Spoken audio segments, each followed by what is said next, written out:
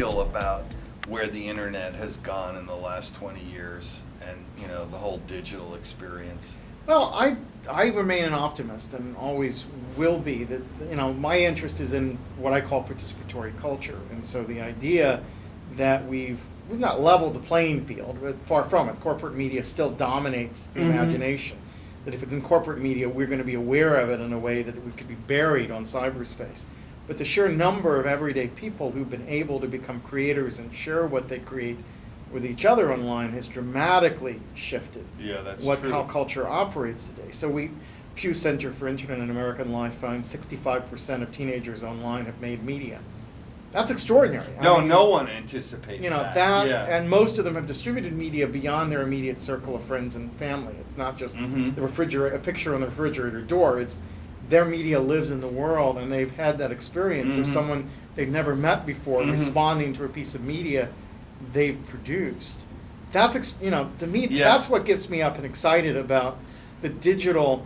It doesn't balance things out completely, but it means that there's more diverse voices and there's more innovation and experimentation bottom up that's taking place in that culture. The challenge is, how does that meet with corporate structures, the so-called Web 2.0 companies that have whitewashed a lot of the assumptions they make about user-generated content.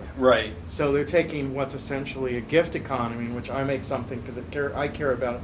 I give it to you because I think you're going to like it, and you commodify it, right? You turn it into something that's bought and sold. You put a turnstile in there, And either you're selling access to it, or you're selling the eyeballs of the people who are looking at it to an advertiser. But one way or another, you're commodifying or monetizing relationship that's fundamentally non-economic at its starting point. Which grew out of a naive, sincere, idealistic desire, not out of an economic desire.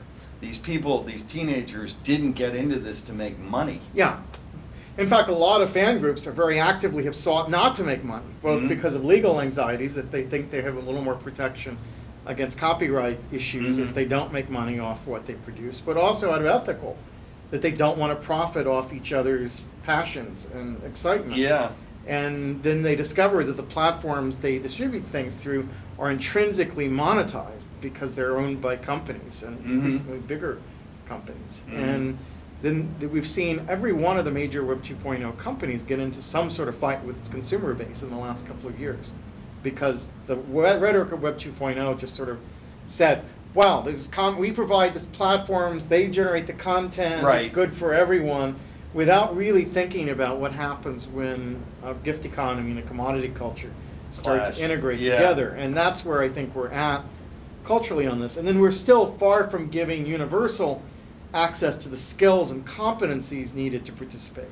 So we've read the digital gap in terms of access to technology. And we've done pretty good in terms of making sure every school and library in America has network computing, but we've done bad in empowering members of certain communities to fully participate in that space, because that's a human problem, not a technological problem.